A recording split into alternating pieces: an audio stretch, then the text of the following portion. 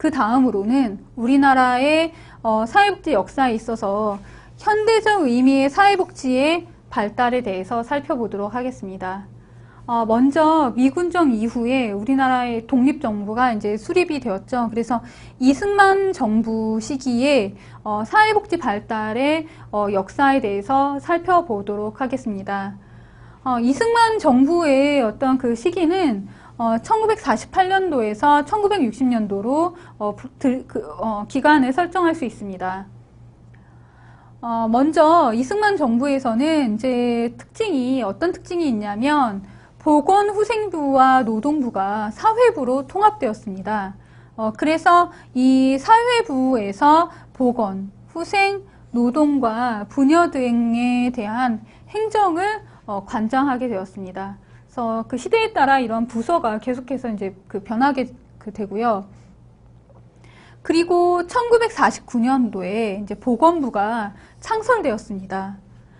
이 보건부가 1949년에 창설되게 됨에 따라서 사회부에서 관장하던 보건 행정을 이제 분할하여 주관하였습니다. 하지만 1955년에 보건 및 사회부는 다시 보건사회부로 통합하여 보건사회부가 이제 이 사회복지와 관련된 내용들을 관장하게 되었습니다.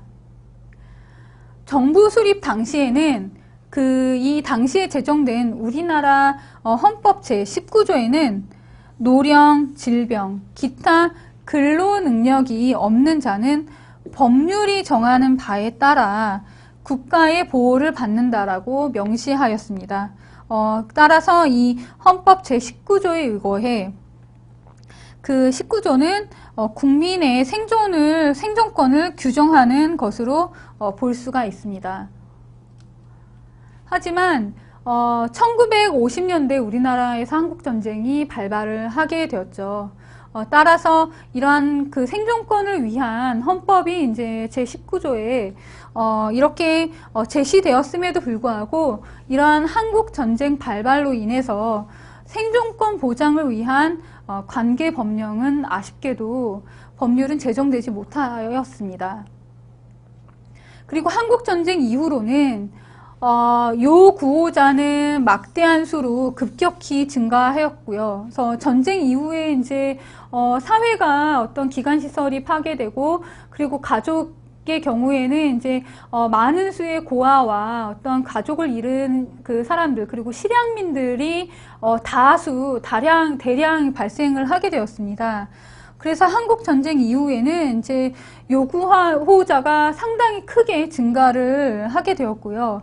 따라서 이러한 막대한 수로 급격히 증가한 그 요구호자들을 위해서 그 응급구호에 치중된 정책이 펼쳐지게 됩니다. 왜냐하면 응급구호라는 것은 급히 이제 제공되어야 할 어떤 사회복지 제도들, 사회복지의 내용들에 해당이 되었고요. 그리고 또한 정부의 재정 부족으로 인해 요구호자 구호를 그 정부 스스로 다 구호를 할 수가 없었습니다. 따라서 외국의 원조 단체 또한 그 한국전쟁 발발 이후에 이 외국 원조 단체들이 상당히 많이 증가하게 되었고 외국 원조 단체들의 협조를 받을 수밖에 없는 상황에 놓여지게 되었습니다. 한국 전쟁은 또한 그 시설 수용 보호를 필요로 하는 요구호자들이 급격하게 이제 증가하게 하는데 굉장히 큰 영향을 미쳤고요.